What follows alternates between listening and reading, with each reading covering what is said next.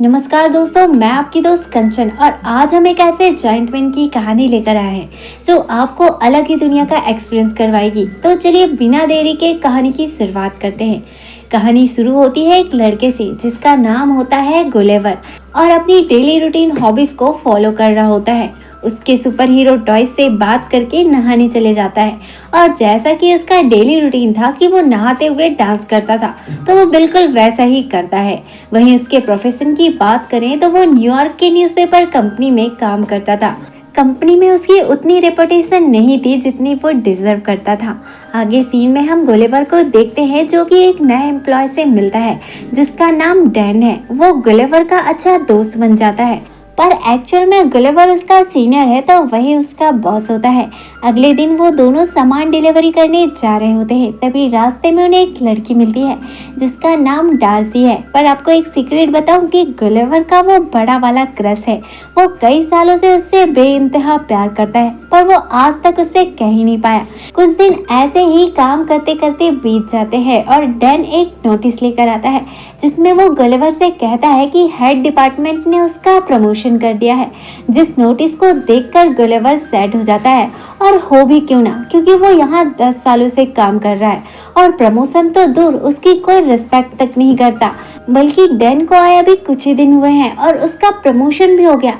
इस बात पर डैन गुलेवर से कहता है कि तुम बात करने से डरते हो और तुम में इतना कॉन्फिडेंस भी नहीं है, इसलिए तुम आज भी जहाँ के वहीं हो और तुम्हारी कोई प्रोग्रेस भी नहीं हुई। सैड होकर गुलेवर बाहर चले जाता है, जहां जाते हुए वो डार्सी को देखता है जो अभी भी लेट नाइट तक काम कर रही होती है। वो हिम्मत करके डार्सी के कैबिन में चले जाता है, लेकिन उसे कुछ समझ नहीं आता कि वो डार्सी से क्या कहे, तो वो वहां पड़ा रैंडम पेपर उठा लेता है। दरअसल उसने जो पेपर उठाया था वो ट्रैवल राइटिंग असाइनमेंट था, इसलिए डार्सी उससे पूछती है कि क्या तुम ट्रैवल राइटिंग असाइनमेंट भरना चाहते हो, जिस पर नर्वस होकर ग्लेवर हाँ कर देता है और अगले दिन वो ट्रैवल राइटिंग असाइनमेंट का फॉर्म फिल करके सबमिट कर देता है। और जो ब्लॉग वो लिखता है वो इंटरनेट ब्लॉग को कॉपी करके अपने ब्लॉग में पेस्ट कर देता है और डार्सी को दे देता है, जिसके बाद डार्सी उसकी खूबसूरत राइटिंग देखकर चौंक जाती है और उससे इम्प्रेस हो जाती है और उसे एक अच्छा सा काम देती है और कहती है कि क्यों ना तुम बरमूडा ट्रायंगल में जो शिप गायब हो रहे हैं उस पर आर्टिकल लिखो। यहाँ डार्सी के चक्कर में वो मान जाता है। वो कहते हैं ना कि औरत का चक्कर बाबू भैया औरत का चक्कर, यानी कि वो डार्सी को इम्प्रेस करने के लिए ये रिस्क भी ले लेता है। वहीं डार्सी इसके लिए एक वोट का इंतजाम भी कर देती है। अगले दिन ग्लेवर बरमूडा ट्रायंगल के लिए फ्लाइट ले लेता है, जहां वो उसी आदमी से मिलता है जिसने उसके लिए वोट का इंतजाम किया है। वो इंसान उसे बता देता है कि वोट को कैसे ऑपरेट करना है, जिसे चलाना बड़ा ही आसान था क्योंकि वोट ऑटोमेटिक थी। और अब वो बरमूडा ट्रायंगल के सफर में निकल जाता है, जहां वो अपने सफर को खूब एंजॉय करता है, बुक पढ़ता है, ड्रिंक करता है और जब वो थक जाता है तो सो जाता है। जब उसकी आंखें खुलती है तो उसके सामने एक बड़ा सा टॉर्नेडो यानी कि पानी का बवंडर होता है, जिसे देखकर उसकी सांसें अटक जाती है और वो बिना देरी करे पानी वाले पैराशूट को पहन लेता है। इतनी ही देर में वो टॉर्नेडो उसकी वोट को भी निगल लेता है। जब कुछ टाइम बाद उसे होश आता है तो वो एक आइलैंड में होता है जहां वो पूरी तरह से बंधा था। वो अपने आप को हिला भी नहीं पा रहा था। जब वो गर्दन उठाकर देखता है तो हैरान रह जाता है क्योंकि उसके चेस्ट में बहुत से छोटे छोटे इंसान होते हैं, जिसका लीडर खुद को इंट्रोड्यूस करता है और कहता है कि मैं लिलीपुट का कमांडर एडवर्ड हूँ। जब ग्लेवर अपने चारों ओर देखता है तो उसे अपनी आंखों पर विश्वास नहीं होता क्योंकि उसके आसपास छोटे छोटे इंसान होते हैं और वो पूरी तरह से लकड़ियों से बंधा था, जिसे उन छोटे लोगों ने ही बांध रखा था। कमांडर एडवर्ड ग्लेवर को बीस्ट कहकर बुलाता है। ये सुनकर तो वो हिल डुल कर खुद को रस्सियों से फ्री कर लेता है, वो भी बड़े ही आसानी से। उसे लगता है कि वो नींद में सपना देख रहा है, इसलिए आंखें बंद कर लेता है। तभी एडवर्ड अपने सैनिकों को उसे रस्सियों से खींचने का ऑर्डर देता है, इसलिए सैनिक उसे खींचकर नीचे गिरा देते हैं, जहाँ ग्लेवर बेहोश हो जाता है। और जब उसे होश आता है तो वो देखता है कि उसे बांधकर लिली लिलीपुट साम्राज्य में ले जा रहे होते हैं, जहां लिलीपुट किंगडम के सारे लोग उसे देखने के लिए निकलते हैं। उन्हें लगता है कि ये एक बहुत बड़ा बीस्ट है। अब गुलिवर को लिलीपुट के राजा थियोडोर के पास पेश किया जाता है, जहां राजा की बेटी प्रिंसेस मैरी गुलिवर की ये हालत देखकर उसे काफी बुरा फील होता है और वो एडवर्ड को कहती है कि क्या इसके साथ इतनी सख्ती से पेश आना जरूरी है, जिस पर एडवर्ड कहता है कि ये हमारे दुश्मन राज्य का जासूस है। आगे दिखाया जाता है कि ग्लेवर राजा से पूछता है कि वो इस वक्त कहाँ पर है, जिस पर राजा का मंत्री कहता है कि तुम दुनिया के महान साम्राज्य लिलीपुट पर हो। अगले सीन में हम ग्लेवर को देखते हैं, जिसे कैद खाने में कैद कर लिया गया है, जहाँ ग्लेवर को एक और कैदी मिलता है जिसका नाम होरेसियो है और वो उसे बताता है कि उसे भी यहाँ एडवर्ड ने ही कैद किया है। तभी वहाँ फिर से एडवर्ड आ जाता है, जहाँ वो ग्लेवर को धमकी देता है कि वो चाहे तो उसे पूरी लाइफ इस कैद खाने में रख सकता है। अगले सीन में हम एडवर्ड को देखते हैं, जो ग्लेवर से पूरा खेत जुतवा रहा होता है। ग्लेवर भी मजबूरी में यह सब काम कर रहा होता है। तभी उसका दुश्मन राज्य उन पर अटैक कर देते हैं, जिसका प्लान होता है कि वो प्रिंसेस को किडनैप करके पूरे महल को आग लगा देंगे। आगे सीन में दिखाया जाता है कि एडवर्ड सभी को ऑर्डर देता है कि कोई भी प्रिंसेस को नहीं बचाएगा, उसे सिर्फ मैं ही बचाऊंगा। यहाँ होरेसियो ग्लेवर से हेल्प मांगता है और कहता है कि एडवर्ड को आने में टाइम लग जाएगा, इसलिए ग्लेवर दुश्मन राज्य के सैनिकों को हराकर प्रिंसेस को बचा लेता है। वहीं दूसरी तरफ हम राजा और उसके मंत्री को देखते हैं, जो आग में फंसे हुए हैं और यहाँ ग्लेवर को कुछ भी समझ नहीं आता कि वो क्या करे, इसलिए वो जल्दबाजी में महल में लगी आग पर पेशाब कर देता है, जिस वजह से आग बुझ जाती है और राजा और उसका मंत्री बच जाता है। इसलिए सभी लोग ग्लेवर पर तालियां बजाते हैं और उसकी वाहवाही होती है। ये देखकर एडवर्ड को जलन होती है, वो वहां से चले जाता है। गुलिवर और होरेसियो की इतनी ज्यादा मदद की वजह से राजा होरेसियो को आजाद कर देते हैं और गुलिवर को दावत में बुलाया जाता है। आगे का सीन हमें डिनर टेबल का दिखाया जाता है।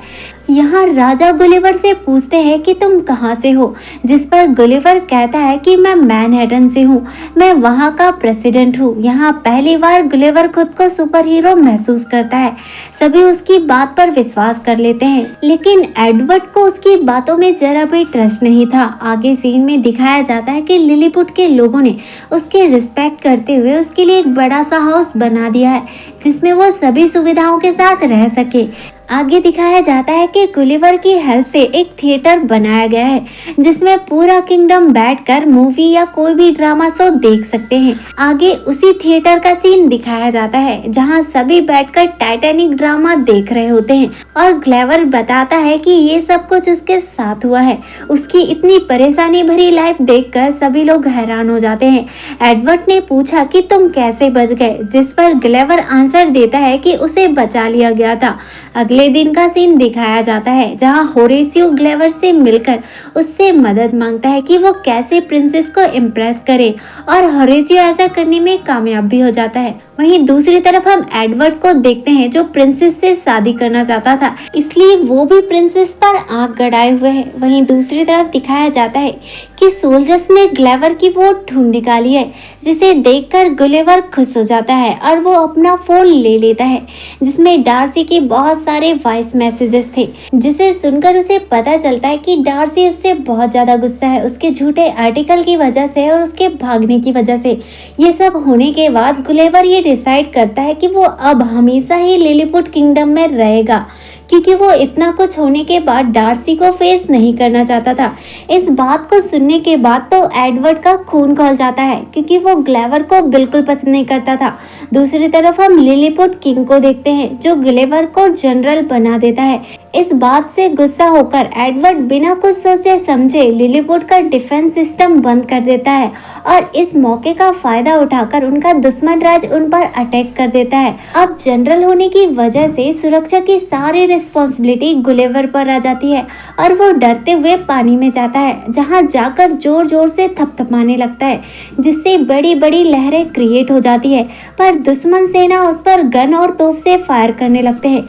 लेकिन गुलेवर को इन सब से कोई भी इफेक्ट नहीं होता और गुलेवर उनकी सारी शिप्स को पकड़कर लिलीपुट से दूर छोड़कर आ जाता है। इससे राजा बहुत खुश होते हैं और गुलेवर का रुतबा पूरे लिलीपुट में फैल जाता है। उसकी बहुत ज्यादा खातिरदारी की जाती है, चाहे वो हेयर कटिंग हो या मालिश। दूसरी तरफ हम प्रिंसेस को देखते हैं जो एडवर्ड को शादी के लिए मना कर देती है। इस बात से गुस्सा होकर वो दुश्मन राज्य में मिल जाता है। दूसरी तरफ दुश्मन राज्य की सेना को गुलेवर की वोट से रोबोट बनाने वाली बुक भी मिल जाती है, जिसकी हेल्प से वो एक बड़ा सा रोबोट बना लेते हैं और एक बार फिर से दुश्मन सेना हमले के लिए तैयार होती है। वहीं दूसरी तरफ गुलेवर भी हमले के लिए तैयार होता है। अब दुश्मन राज्य की सेना उन पर अटैक कर देती है, जहां उनके पास एक विशाल रोबोट होता है जिसे एडवर्ड ऑपरेट कर रहा होता है और एडवर्ड गुलेवर को चुनौती देता है। यहाँ गुलेवर भी उस चुनौती को एक्सेप्ट कर लेता है। आगे सीन में दिखाया जाता है कि दोनों के बीच तगड़ी फाइट होती है। इस फाइट में रोबोट बहुत ज्यादा पावरफुल होता है और वो गुलेवर के कपड़े पकड़कर उसे ऊपर नीचे करने लगता है और हार मानने को कहता है। यही हम देखते हैं कि गुलेवर सबसे कन्फेस करता है कि उसने सबसे झूठ बोला था कि वो मैनहट्टन का प्रेसिडेंट है। अब एडवर्ड गुलेवर को हराकर एक आइलैंड में भेज देता है जहां जाने की आज तक किसी ने हिम्मत नहीं की होती है। यहां पहुंचने पर जब वो खुद को वोट से फ्री करता है तो एक विशाल छोटी बच्ची उसे पकड़ लेती है। अब ऐसा है कि गुलेवर अब एक ऐसे आइलैंड में होता है जहां उससे भी बड़े लोग होते हैं। वो बच्ची उसे कैद करके रख लेती है क्योंकि वो उसे खिलौना समझ रही थी।